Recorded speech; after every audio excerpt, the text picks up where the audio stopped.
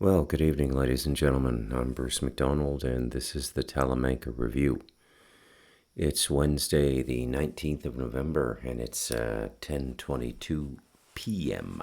my time here in the Talamanca Mountains, which I can now officially call home.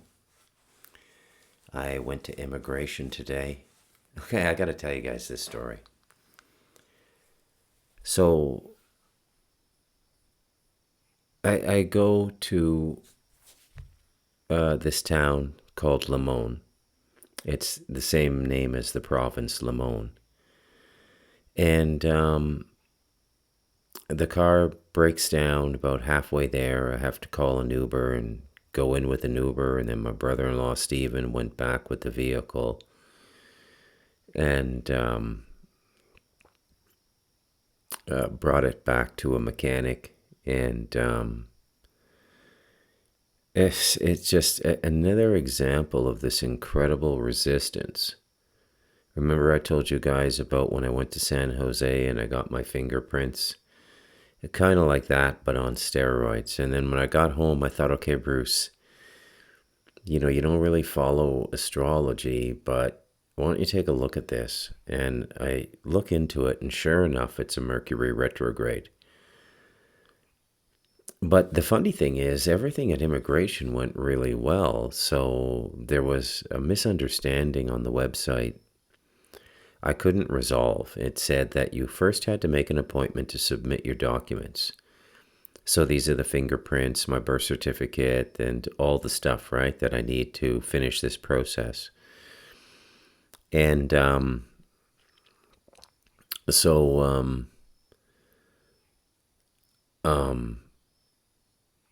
you're supposed to do one appointment for that and then come back for a spousal interview. And that's done with a lawyer.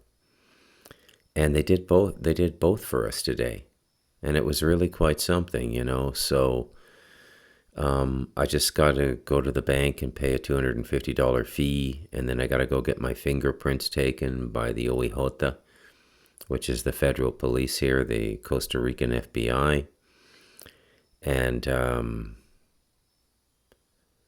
then I wait about, I don't know how long it's going to take. It could be like 8 weeks, but I get what's called my cedula, my identification in Costa Rica, and I can work legally. It's a temporary residency. I have to renew it annually, and I don't have to leave the country anymore. So, and in 5 years, I can apply for my citizenship. So it goes temporary residency, permanent residency, and then citizenship. So by the time I'm a legal retirement age, present legal retirement age, because I think they're going to change those, which is 65, I will probably be a Costa Rican citizen. So I'm pretty ecstatic about this. And I handled the resistance very well. Normally, my Celtic comes out. Normally, my Scottish comes out, and I get kind of uncomfortable to be around, to be honest with you. And, I don't give myself too hard a time about this. But today, I'm standing on the side of the highway with the blazing heat coming down. 22-minute wait for the Uber to show up because they're coming from a long distance, right? We're between towns. And I just say, you know what? There's a reason for this, and I'm not going to get upset. My first inclination was to blame Steven because everything he touches, he breaks. I mean, you can call me superstitious if you want, but I've been watching this for 5 years. The guy is kind of cursed. And when you try to help a cursed person, you got to be careful because the curse can pass to you. You can end up involved in a karmic transference, or you can end up paying for their sin if you want to use the Western language. And I just thought, I don't care about any of this stuff. I'm going to go get my residency, and everything was cool, right? So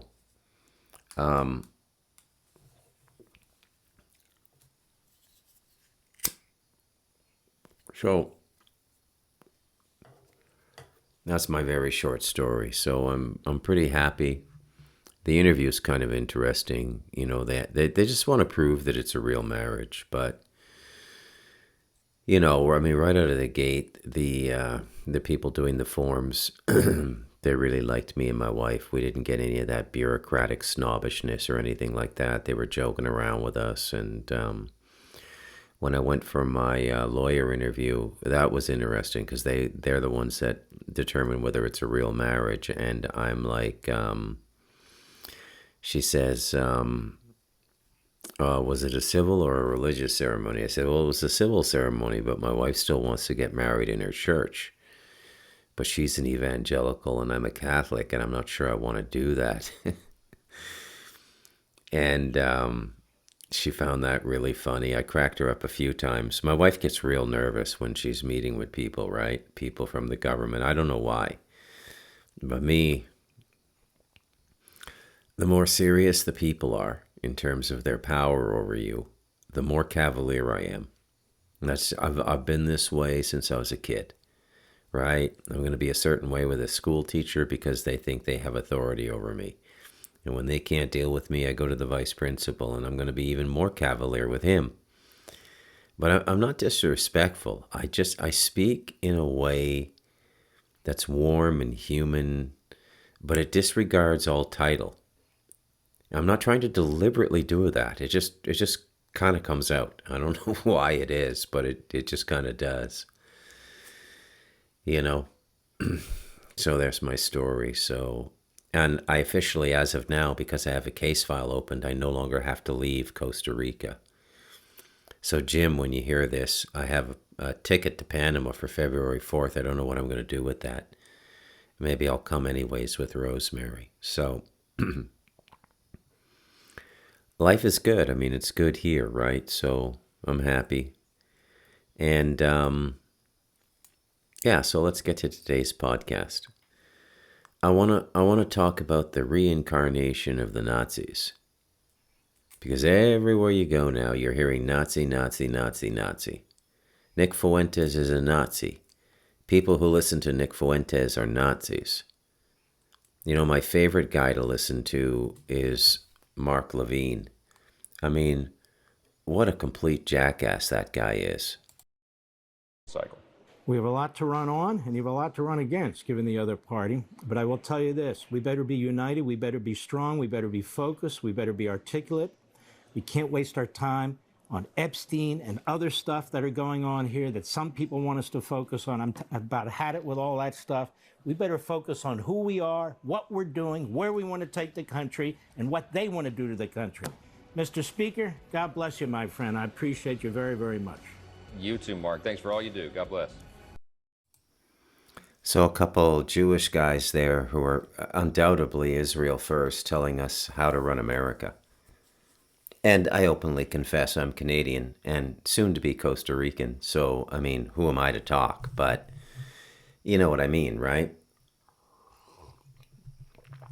I mean, it's absolutely fucking ridiculous at this point, and it causes me tremendous joy to watch this go down. Okay? Now, don't confuse what I'm saying. I don't wish any ill will on the Jewish people. I think there's two sides to this story. I think Hamas really is a threat. I think that the Palestinian people are captive, between the Zionists who want more land and territory and their own terrorist organizations in Palestine, which are funded from rich and powerful Arab countries. And so, I mean, when you think about it long enough, if somebody were to stick a microphone in my face and say, what do you think of the situation over there in Gaza? I would simply say, you cannot resolve a dispute with two parties entrenched in a dogmatic dispute based on scripture and based on a spiritual life that is codified by books, and they contradict each other. You can't resolve that. There is no resolution to this problem. The resolution is it just keeps going on and on and on. And the Israelis, who still get war reparations from the Germans, 80 years after World War II, The Germans are still paying this vig to the Jewish mafia for a Holocaust that never happened. Okay? And now we see the rise of the Nazi rhetoric again. Everybody's a fucking Nazi, you know? The Nazis weren't the Nazis, you know? And I want to take a moment to point out to you how corrupting I think this is, how evil I think this is, okay? We have allowed a single voice, and that is the Jewish voice, to propagandize to us for about 65 years, because the Holocaust narrative didn't really begin till a couple decades after World War II. It took them that long to reorganize and realize how they might be able to capitalize off this. And what it's come to do is just create this almost like an egregor at this point, Hitler and the Nazis. You know, when you see these Antifa and, you know, anti-fascists out, you know, somewhere, and they're doing a protest and somebody walks by and says something contradicting their position, they say things like, keep walking, Nazi, keep walking, Nazi. Okay? I don't know how many times I have to repeat this on the Talamanca Review. The German people were led by Hitler because they were completely abused by the Versailles Treaty and they were being economically raped. Completely unjust treatment after World War I. And that's been openly admitted now by most historians who've gone through the archives. And, you know, to this day, we still are on and on and on about this Nazi, Nazi, Nazi. And you see, the thing is, the Nazis aren't really the definition of evil that the human race should be focusing on. Okay? It's the Jewish definition of evil for their own propagandist reasons. Not for the betterment of humanity, not because they're trying to morally educate us, edify us, not because they're trying to warn us about evil. And, you know, the more you look at the situation, it just becomes so fucking absurd. Okay? It's just unbelievably fucking absurd. So what did the Nazis, you know, I go over this in the 1947 chapter in The Devil in Us, okay? And I mean, this book just came out in the first week of December 2023. When I published it, I thought, oh my God, this might be a bit controversial. I'm saying Jews and the Nazis are the same thing. Zionists and Nazis are the same thing. And I actually had a moment of trepidation, you know, like, should I publish this? Lo and behold, I was only 2 years ahead of something that would become completely normalized in the public now. Everybody is picking up on this, that they're basically the same thing by the Jewish definition. So if everything the Jews tell us about the Nazis is true, then let's just make a brief list of those things. They were absolutely racist. Okay? They believed that the Germans were the master race. Is there any evidence for that? Well, I think it's fair to say that they were fascinated with the Aryan root race. And by the way, the Aryan root race begins in Iran, another big enemy of Israel's. Okay? And this is going to become a thing in tonight's podcast. The Jews are waging a race war, believing they're God's chosen people and meant to run this planet. And they figured out that the only way they can do that is to destroy the white race, the white Christian race, the Aryan race, because that's the only race that can stop them. Maybe the Chinese, okay? But the East-West, the divide, the Occidental and Oriental worlds have been separate for a long time. Now, the Jews were instrumental in the communist revolution in China. It was our friend Henry Kissinger who opened up China again and really, I guess, convinced them to try the special economic program. Special economic zones, which was the beginning of their experiment with capitalism. And so we can say that really the Jews have been in there very early. Now I'm going to be much more frank about my beliefs now, okay? My observations. I'll share them with you, and if you don't agree with me, that's fine. We don't have to disagree. Now, I'm not talking about, all Jewish people, okay? But as a culture, it has become the most malignant culture on the planet. It is a fucking cancer in the human experience, okay? 7 million people in Israel, 9 million total, but 2 million are Arab Israelis. 7 million Jews in Australia think that their religious mission and their duty to their God, which I don't think lines up with anybody else's definition of God, their duty to their God and their belief that they're the chosen people is such that they believe they have the right to destabilize what must be, let's just say 8 billion people living on the planet. I was going to go higher, but then I remembered there have been a lot of deaths with COVID and various other things. Who gave them this authority? Who gave them the right to destabilize the world to the degree that they're destabilizing the world? Every single slogan we pass around now, Nazi, terrorist, what have you, is them. And what is this? This is the old Roy Cohn tactic, and he taught it to Donald Trump. The way to escape consequence is to blame your enemy for what you're doing. Okay? Just put it on them. And it's very interesting as you thread through all of this and you look at what's going on now. And you have to wonder, is Trump a pedophile? I think the answer is probably yes. Okay? I think, there's something about those pictures. I mean, I think those girls are post-pubescent, but psychologically, they're nowhere near ready to be having conjugal relationships with adult men in their 40s and 50s. It's fucking ridiculous. It's disgusting. And it's damaging to those young girls. Doesn't matter though, right? Because they're not Jews. So one of the cornerstones of the Nazi movement was racial supremacy. Well, we get the exact same thing in the Jews, but instead of calling themselves the master race, they call themselves the chosen people. Chosen by a God nobody quite comprehends. I mean, if you're looking at God from the Jewish perspective. My position is that Judaism is degenerated into basically a black magic cult.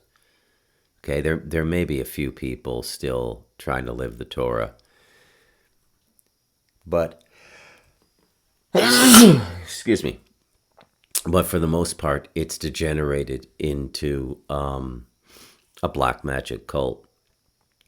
I was reading today that on Twitter, they've disabled the ability to translate Hebrew to other languages. Just that language. And the reason they've done that is what the Israeli soldiers, the IDF, and other Jews are saying is so horrendous they don't want the world to know. Okay? They're just coming out now and being themselves. It's like it's like a monster's ball. Okay? They're doing prayers for the death of Palestinian babies. They literally are not even hiding their genocidal intent anymore. And this is a moment in which we have to stop and we have to reflect. And we have to say, what's going on here? And what's going on here is these people are in the process of destroying themselves. Okay? I was watching another video the other day. A rabbi, I forget his name. It might be Rabbi Feldman. I don't know, but he's very popular on YouTube. He's got like 500,000 subscribers. He's an older guy. He's got the big white beard, doing the whole, Jew thing, and wearing his yarmulke all the time. He says some stuff that's pretty reasonable sometimes, but at the end of the day, he's a Jewish supremacist. wants the Alaska Mosque destroyed, wants their temple built exactly where it's supposed to be built. All the bullshit, right? And I'm trying to get a handle on these people, and I'm trying to say, well, what is this guy really trying to say? How can I find a point of commonality with this guy? And really, you can't. There is no commonality with the Jews. Okay? And they've set this up themselves. Okay? And we're now in a position where it's pretty much us or them. That's what we're down to now. Us or them. Because make no mistake about it. These things going on in the world now, they have been integral to the money system since its inception. Okay? The principal thing getting nations to bend to Israel's will now, the principal things are blackmail and money and probably in many instances threat of death. Okay? Their regard for non-Jewish life is non-existent. I mean, and again, remember, I started this topic by telling you can't really choose a side. All right? In the Gaza situation, you can't really choose a side because it's just so confusing now, and it's been so and I think that's part of their agenda, is to just keep muddying the water. But you can't really figure out what's going on, right? And there's no doubt, I mean, if you take one side and one side only and not acknowledge that both sides are culpable, okay, you're going to end up losing your debate, depending on who you're debating with or who you're talking with. And the question then becomes, well, how do you choose a side? How do you, if every human voice counts in this, in the way we vote, in the way we articulate ourselves on social media, how do you choose a side in this? Well, you choose the lesser evil, okay? And right now, I hate to say it, but the lesser evil is Palestine. Okay, because Palestine is fighting for its survival, fighting for its existence, and there's no doubt that those people exist and have a right to exist there. They've been changing the narrative every few decades. If you go back and you watch Golda Meir interviews or public speeches that she gave, she says, I'm a Palestinian. Okay, so when she was born, she's born and raised in the land we call Israel today.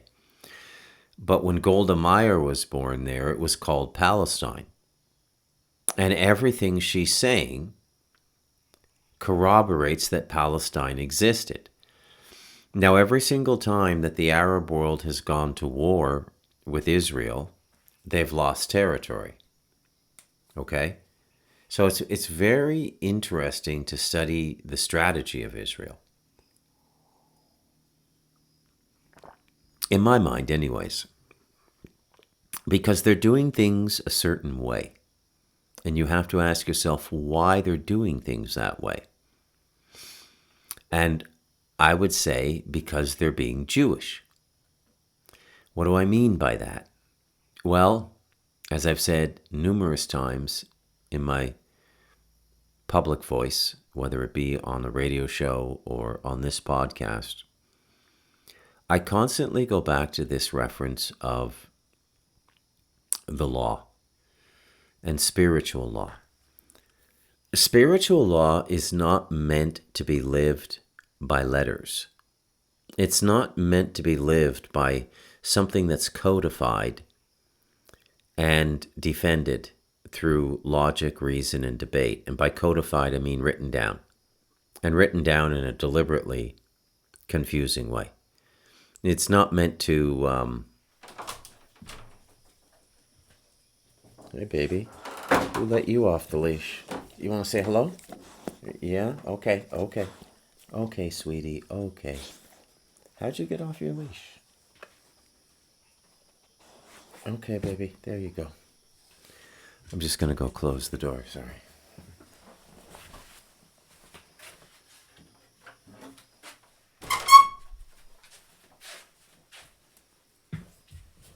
I have to close. I have to close the door at night because if I'm sitting here, stuff can come into the bodega at the office. Toads. Usually it's a toad, but could be something else. I lost my train of thought. The dog threw me. Okay, so I was talking about law. So if law is to have any meaning, it has to be lived by the heart. Okay? You can't go around living in a mindset that says the only reason I don't kill that person is it's against the law. Okay? Or I don't want to get caught. I don't want to go to jail. The edict that thou shalt not kill means that you should be trying to love your neighbor. Okay? And to even word it that way, thou shalt not kill. Right? Now, I think, again, the rabbis go at this like lawyers. Oh, well, the Hebrew word means murder, and, murder is murder. But when you kill someone in a legal process or you kill them in war, it's not the same thing. And it's just this endless Jewish jerk off that everybody is so fucking sick of. I mean, am I the only one who wouldn't mind seeing fucking Ben Shapiro's head crushed under a bus wheel? That guy just drives me crazy. I can't even listen to him. And Mark Levine, I never listen to him. I mean, just short clips like the one I played, and I'll play one or two more, but he's just such a piece of shit. And the thing that I find curious now, though, is, again, the rise of the Nazi. And how am I going to explain this? Okay, so this is how God works. And I mean the real God. The source of life, the sustainer of the membranes we live inside of. The monad, as Cliff High has taken to calling it these days, if you're keeping up with Cliff High. And it has a way of correcting things. It does it gently and lovingly, because it loves everything. Everything in the life spectrum, whether it be a physical form of life or a finer form of life, like astral or causal or mental. If it's in the life spectrum, God loves it, because God gives life. And the fact that your life continues and that you're eternal is evidence of the fact that God loves you. Okay? But God will correct certain things. It's not beyond the reach of God to correct, but he doesn't do it emotionally. He does it just to restore balance and to correct errors in the system that are created by our free will participation as co-creators. And so and when these corrections come in, if they come into your individual life, these form the basis of karma. Okay, so karma is action or thought that you have that is discordant with the Creator's will, which comes back into your life as consequence to gently reform you and teach you. And if that doesn't work, it can get quite severe, actually, if you get obstinate about it, okay? But that's the way it works. And again, this ties into the notion of the ironic mirror. Because we're at that moment in history, for those who follow prophecy and those who are caught up with this in a religious sense, and you're a fucking moron if you are, no offense, but you're a fucking moron. Right? Why do I take such strong language? Because your self-expression is affecting my expression in this time cycle we're living in. Because you're stupid. Because you haven't done any spiritual work, and you're stupid. And you've bought into some grocery store theology that you buy it off of a shelf, and you're now willing to kill people. And the only people who've been out of the game so far in this theological killing game are Christians. And I find that's very, very interesting that they they sort of sit in the middle, and then before them are the Jews, and after them are the Muslims in the sequence of the Abrahamic evolution. And we're just sort of sitting in the middle. And these two parties are going at it like rabid dogs. The Jews and the Muslims. Not all the Muslims, but a significant portion of them. And a lot of people are dying. And the survival of the Jews is dependent on the support of the West, which the Jews want to destroy when our utility of helping them is done. That's the plain truth of it. They don't give a shit about us. They hate us. Okay, the religious Jews. They hate everybody but themselves. And what Rabbi Feldman was saying in that short video I watched was the definition of holiness in Judaism. And what holiness means in Judaism is not just yourself. That you think about others and that you think about the context in which you live. And you're not just thinking about yourself. And that's the definition of holiness in the Jewish scriptures. You know, and whenever you watch one of these rabbis that does YouTube, pay very close attention to how they speak. Because it's always like that Joe Pesci expression from JFK, the movie, the Oliver Stone movie. It's a riddle wrapped in an enigma tied up in a puzzle. They speak like lawyers. It's an indirect kind of slithering, conditional way of speaking. You know? And that is not speaking from the heart. Okay? Not speaking from the heart at all. So we get the rise of the Nazis. We get the rise of this term again, the Nazis. And the irony of this is that what is happening is they're forcing a lot of these young people who didn't really grow up with the Holocaust narrative, and a lot of them don't know about it. Like, human memory is maybe 20 years. There are certain exceptions to that. Like, again, I said on a previous podcast, you know, Pink Floyd is having a renaissance with the Gen Zs. And Pink Floyd did their best work in the early 70s. That's, you know, when you get Wish You Were Here, Dark Side of the Moon, things like this. So that breaks the 20-year rule, but that's kind of an exception. And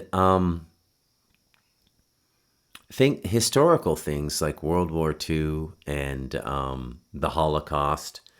Gen Z is sort of looking at this and they're going, okay, so they're saying that the most evil thing in the world, the most evil thing ever created was this force called Nazism, National Socialism, which attacked the Jews and did this and this and this and this, and they believed this and this and this and this. And they're going and doing their research and they're coming back and going, this is complete bullshit. And the spell isn't working on them. And they're not intimidated.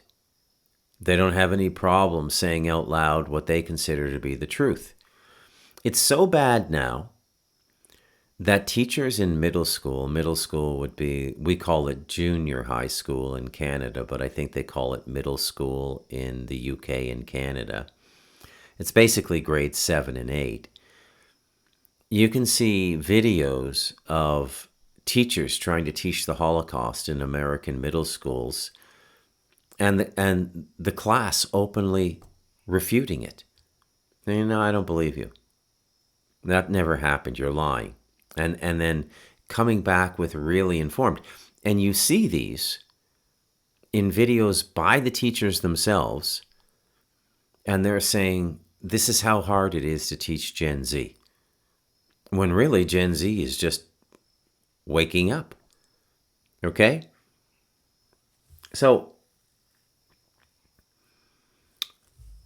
one of the experience, I've alluded to this a few times on my podcast, but I've never gone into detail because I've wanted to kind of like get away from this topic. I don't want to do the Jew thing every third topic, but it's so hot right now and so topical that I may as well throw in my 5 cents. And I was way ahead of everybody, so way ahead of Candace, way ahead of Tucker, way ahead of everybody.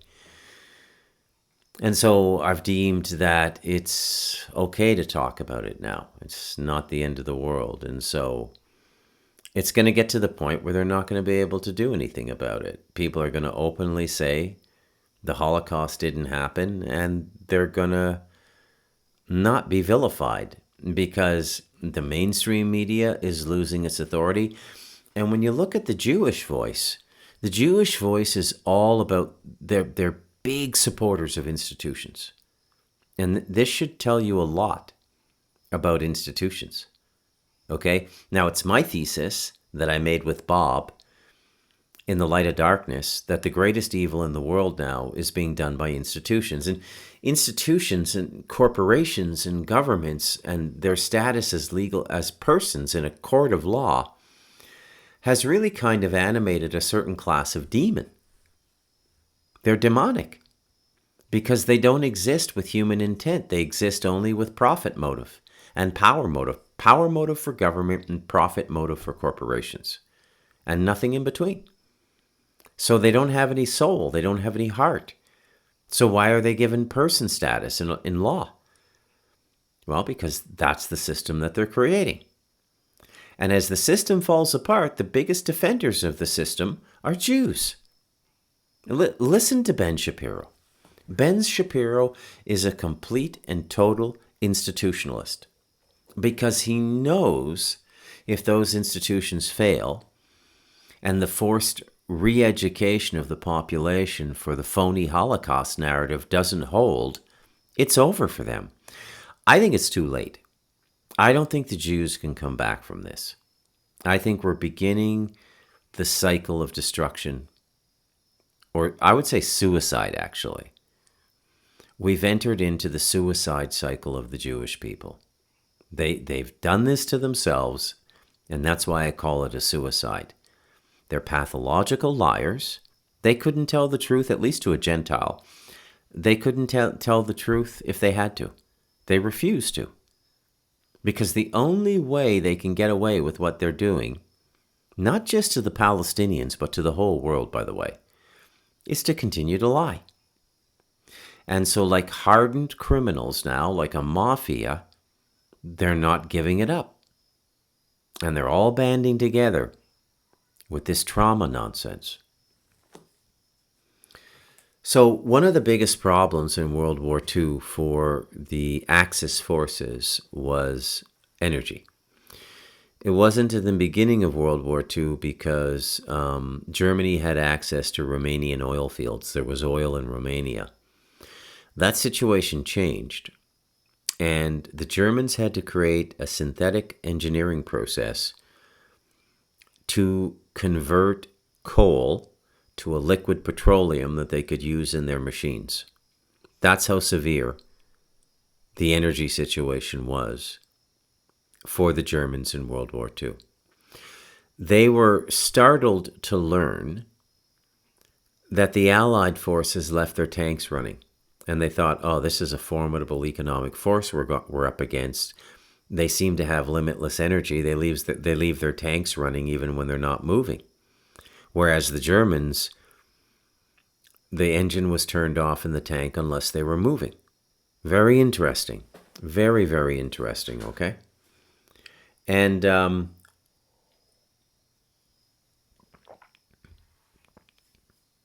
when you understand the severity of the energy problem, which is not in dispute, you could ask any AI for an energy analysis of World War II. Any AI. And it'll give you the truth. Yeah, this was the energy situation. Because it's not really questioning the official narrative. It's just asking, logistical questions about World War II. Now, here's where it gets really interesting. It took an extraordinary amount of time to incinerate a single body. Like, I heard 24 hours for one body. Okay? And to keep an incinerator going for 24 hours would require as much petroleum, as much energy as like a fighter plane, a World War II fighter plane, to keep it going for 24 hours. An incinerator is a wall of gas flame that is being fed by some form of incendiary liquid. Okay? And the heat has to be incredibly intense because cremation requires that all the bones be destroyed. And it certainly requires the complete destruction of the body for the Holocaust narrative to even exist. Because if there was any forensic evidence at all, science would be able to dig up graves even 80 years old from 1945 and determine from mass burial sites how many people were actually there. Okay? So it's the sheer numbers and it's the sheer hubris of it. Now, they oscillate back and forth. In this ongoing debate about the Holocaust, about 20 years ago, I think 20 years ago, I mean, remember, don't quote me on all, just, when I speak, all you need to understand is the principle I'm giving you is true. If I'm off by 5 or 10 years, don't bite my head off, okay? But the Jews got called on the 6 million number a few decades ago. And the World Jewish Congress openly admitted that it was more like 1.5 or 2 million, which is still an exaggeration. It's still not true. It's still a lie. The numbers are still 10 times more inflated. Still a lie. But they officially, publicly, backed down to like 1.5, 2 million people. And then the whole topic went quiet. And you can see Jewish writers being interviewed in like the 90s. Why did you lie? Why did you say 6 million people? And the Jewish writer is going, well, to me, it wasn't a lie. And the interviewer goes, well, what do you mean it wasn't a lie? It either is or it isn't 6 million. Well, I believed it was 6 million. And it's just a complete horseshit, right? Never admit you're guilty to the goy. That's the Jewish motto. Never give the goy an inch. So you're not going to get an honest dialogue from these people. It's in their nature to lie. Okay? Not all of them. It's not genetic. It's the people who get swept up into the religious and supremacist narratives embedded in Jewish culture. And it is the most vitriolic supremacist narrative on the planet. Jewish supremacy dwarfs the alleged racial supremacy of the Nazis. It dwarfs it. But you can't say that, even though it's true. Okay? And what the fucking morons have done now is they put it all on display. And so we're in the middle of a trial now. Anyways, let me get back to the sort of engineering of this. It took about 24 hours to burn one body, and it would have taken an enormous amount of fuel. Okay? So to cremate 6 million people would be the equivalent of having 6 million tanks or 6 million fighter planes in motion for 24 hours. And then you can just do the calculation on how much energy that would require. And then you can just look at the energy available. And they had to start energy rationing toward the end of the war. And yet when you ask ChatGPT or you ask Gemini, why would they continue on with the Holocaust and the alleged incineration program if oil was such an issue? And the answer the AI gives is that the penultimate goal of the Nazis was the destruction of the Jews, even more so than winning the war. Does that make sense to you? For the Holocaust to make... This is all me going through the questions with artificial intelligence. And artificial intelligence tells me, after all these queries about energy, about cremation, calculating the energy, and if If a country and a grouping of countries are at war and energy is an issue, why would they do this is the final question. And the answer is, well, Bruce, you have to understand that the German desire, the Nazi desire to destroy the Jews completely was a higher priority for them than winning the war. And apparently this order came from Hitler. And I suppose they spin it that way so that even the Germans will hate Hitler. Right? Now, again, don't get me wrong. Hitler was a piece of shit. Okay? Not a great guy. I mean, he was fighting for his country, but not really I'm not defending Hitler here. Okay? Not defending Hitler. But you have to ask these questions. Now, if I'm right, and I am, and the Holocaust never happened, and this is the biggest fraud perpetrated on the human race, you have to start considering how many people have to be involved in this. So all the senior figures in what we would call the OSS, the progenitor to the CIA, all of the mid-level and senior level members of MI6, French intelligence, and they would keep the truth in their archives, because you can't lie to yourself as a country about stuff like this. Okay? The truth is always preserved, even when a lie is the public norm. So that means every Western intelligence agency knows the Holocaust never happened. And yet for 80 years it has persisted. And you have to ask yourself, why? What is so important about this narrative? What is so important about this people? That this secret has been kept, and if you tell the truth, the Holocaust didn't happen. Up until recently, you could... Well, no, actually, Canada's passing anti-Semitism laws now where they're saying that if you say the Holocaust never happened, you're guilty of a hate crime and you're going to go to prison.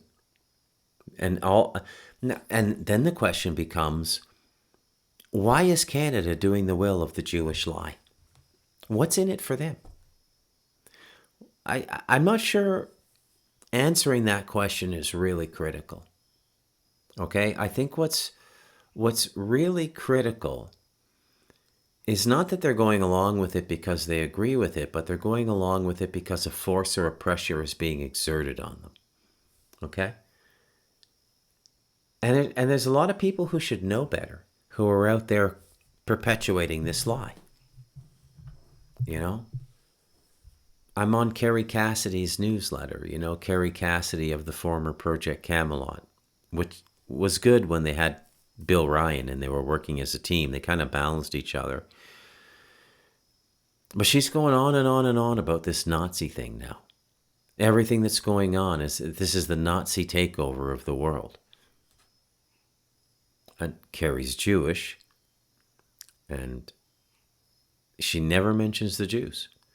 A couple times she's mentioned them,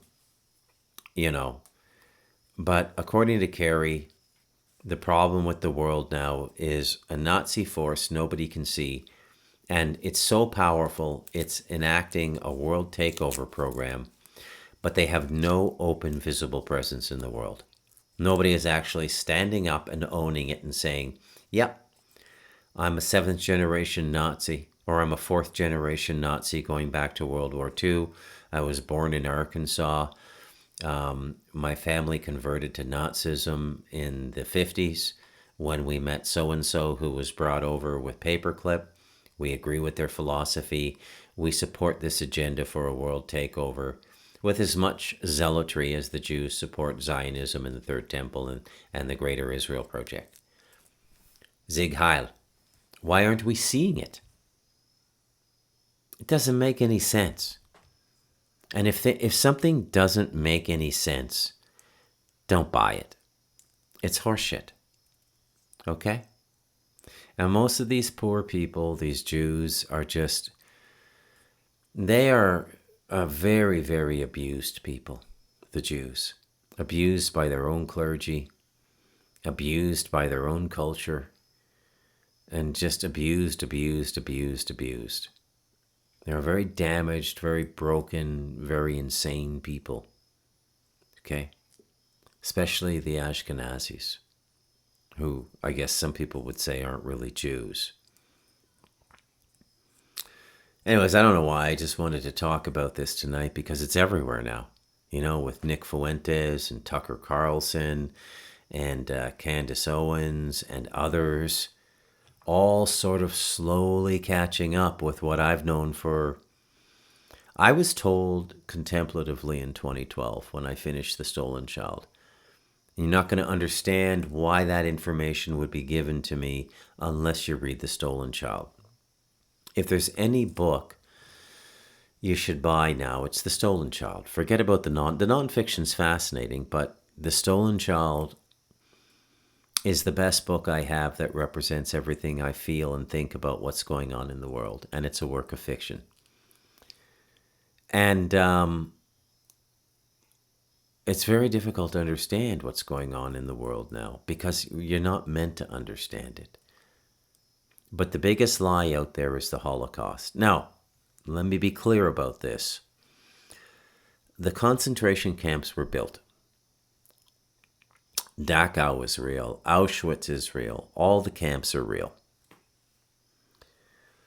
The Jews were rounded up. They were put into the camps. They were tattooed. Portion of them, very small portion of them, were experimented upon. This is covered with Joseph Mengele. World War II was not a pleasant experience for the Jews, but I mean, why is it the dominant narrative of World War II? I mean, World War II was not a pleasant experience for anybody. Do you think it was a pleasant experience for the Canadians on the front line? Dieppe, the raid on Dieppe, which is the Canadian Normandy? Do you think it was pleasant for the U.S.? Normandy? You know, sleeping out in the cold in the woods, eating rations, living like an animal, killing people, being killed, being captured, being a prisoner of war, watching your friends die. I mean, who was World War II a beneficial experience for? Nobody. So why do we focus on the Jewish narrative? There were tens of, I don't know the number, like something like 100 million people in total killed in World War II. Why are we so fixated on the false narrative of 6 million Jews killed? You way, I'll tell you why they have to do the cremation narrative. Again, it's because there's no forensic evidence. Do you have any idea how advanced the science of forensic anthropology is now? They can find mass grave sites from 1,000 years ago and tell you how many people were buried there. It could have been a battle between two native tribes. The state of forensic anthropological forensics now is mind-boggling. They can do it by bone shards, DNA testing, how many bone shards. Like there's 1,000,001 ways to do it, and they could do it fairly quickly. So for the Jewish narrative to stick, they had to tell us that they were cremated. But as time has gone on, and AI and all of these innovations have come about, we have to ask ourselves, is this really true? And for me, and I will say this, I don't know if it did or it did happen. For me, it didn't. Based on my research and based on all the equity and advancement for the Zionist agenda, which, remember, is total global domination under Noahide law. That's what their Mashiach is going to do. Their Mashiach is going to bring world peace and going to bring global governance to us. And the Jews are going to rule from Jerusalem. So this is a world domination plan. This is some Dr. Evil shit. It's not a benign plan the Jews have. They're the, and they're not the only ones who've tried to take over the world or take as much of it as they can. Genghis Khan did the same thing in the Mongol hordes. And,